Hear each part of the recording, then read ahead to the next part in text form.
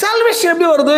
இயேசுவை உன் உள்ளத்துல விசுவாசித்து, எல்லாம் உள்ளத்துல விசுவாசித்து வாயினால் அறிக்கை பண்ணும்போது நீங்கள் ரட்சிக்கப்படுவீர்கள்.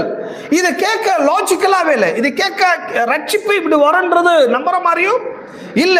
ரட்சிப்பு வேற எப்படியாச்சும் வருமான்னு சொல்லுங்க.